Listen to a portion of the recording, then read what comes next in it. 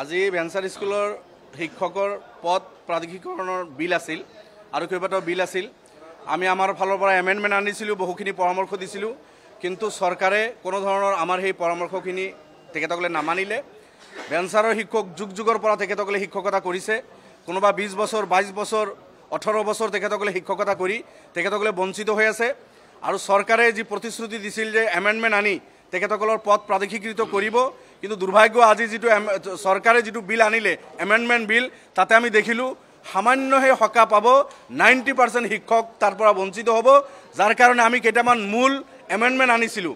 এটা হ'ল dice code, আপোনাৰ এটা হ'ল স্কুলৰ ভিত্তিবৰ্ষ, আপোনালোকে জানে 11-2006 আনিছে। আমি কৈছিলোঁ এইটো অলপ শিথিল কৰি 11-2010 কৰি দিয়ক, কিন্তু তেখেতসকলে এইটো মাইলৰ খুঁটা বুলি কৈ 6ৰ পৰা লৰচৰ কৰিব নোৱাৰে। কোনদিন বোলে কংগ্ৰেছে 2006 চনত কিবা এটা বিল আনিছিল যে ইয়াৰ পিছত স্কুল পাতিব নোৱাৰিব। কংগ্ৰেছৰ সেই বিলৰ মানে ৰেফাৰেঞ্চ দি তেখেতসকলে এইটো মাইলৰ খুঁটা বনাইছে। কংগ্ৰেছে যদি কিবা বিল আনিছিল, বিজেপি তাৰ বিৰোধিতাহে কৰিব লাগে। বিজেপি বিৰোধিতা কৰি 2006-10 কৰিব লাগিছিল।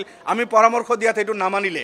দ্বিতীয়তে প্ৰাইমাৰী স্কুল, আপাৰ প্ৰাইমাৰী স্কুলৰ কাৰণে ডাইচ কোডটো আপোনাৰ অনলাইন কম্পালচাৰী হৈছে 2018-19ৰ পৰা। আমি বিচাৰিছিলোঁ যে ডাইচ কোডৰ কণ্ডিশ্যন 2018-19ৰ পৰা কৰক, কিন্তু সেইখিনি নামানিলেও 12-13ৰ পৰাও যদি কৰে কিছু স্কুলে সকাহ পাব। সেইটো নকৰি তেখেতসকলে ডাইচ কোড 2009-10 কৰিছে, যাৰ কাৰণে 90% প্ৰাইমাৰী আপাৰ প্ৰাইমাৰী স্কুলৰ শিক্ষক যিসকলে আজি 20 বছৰৰ পৰা পঢ়াইছে তেখেতসকলে বঞ্চিত হ'ব।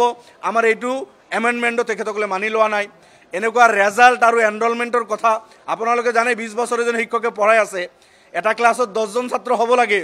যদি কিবা কৰি এই 20 বছৰত কোনোবা এটা বছৰ 8জন বা 9 বছৰ আছে, এখেতৰ 20 বছৰৰ গোটেইখিনি তেখেতৰ যিটো ছাৰ্ভিচ, ইয়াত মানে পানী ফিৰি তেখেতকো পদটো প্ৰাধিকৃত কৰাৰ কোনো সিদ্ধান্ত ইয়াতে নাই। আমি কৈছিলোঁ অলপ শিথিল হ'ব লাগে। এই ৰেজাল্ট আৰু এনৰলমেণ্ট এইবিলাকৰ তেনেকুৱা বিশেষ কণ্ডিশ্যন নাৰাখি এখেতসকলে যিহেতু 20 বছৰ 22 বছৰ কাম কৰিছে, পদখিনি ল'ব লাগে, সেইখিনিও মানি লোৱা নাই।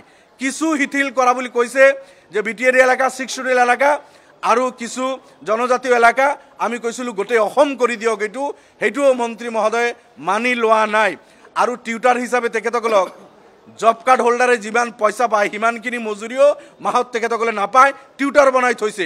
আমি কৈছিলোঁ 2011ত যেতিয়া পদ প্ৰভিন্সিয়েলাইজ কৰিছিল, যি হাৰে তেখেতসকলে দৰমহা পাইছিল, 21ত যিবিলাকক টিউটাৰ বনাইছে সেইসকল শিক্ষক বা আপোনাৰ non teaching staff, 3rd grade 4th grade librarian, এখেতসকলকো 2013ৰ সকলে যেনেকৈ পইচা পাই আছে সেইটো স্কেল পে পাব লাগে। এই এমেণ্ডমেণ্টটো আমাৰ নামানিলে। আৰু আপোনালোকে জানে মাদ্ৰাছাবিলাক আগত মাদ্ৰাছা আছিল, ছিনিয়ৰ মাদ্ৰাছা, টাইটেল মাদ্ৰাছা, হঠাৎ মাদ্ৰাছা বন্ধ কৰি স্কুল বনালে। তো ভেঞ্চাৰ মাদ্ৰাছা যিখিনি ৰৈ গৈছিল তেখেতসকলে স্কুল হিচাপে পঢ়াই আছে। 2006ৰ আগৰ চব নথিপত্ৰ থকাৰ পিছতো বৈষম্যমূলকভাৱে এইসকলক বঞ্চিত কৰিছে।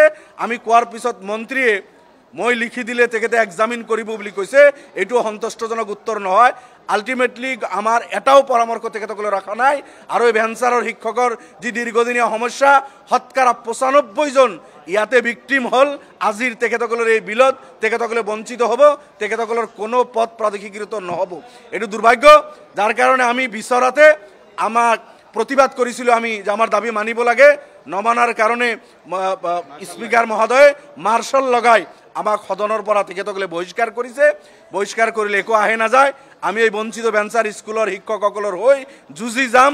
প্ৰয়োজনত আইনী যুঁজো এখেতসকলৰ হৈ যদি যুঁজিব লাগে সেইখিনিও আমি যুঁজিম। আৰু বিধানসভাৰ ভিতৰতো কামিং ছেশ্যনতো এই যুঁজ হ'ব আমাৰ তেখেতসকলৰ কাৰণে। ধন্যবাদ।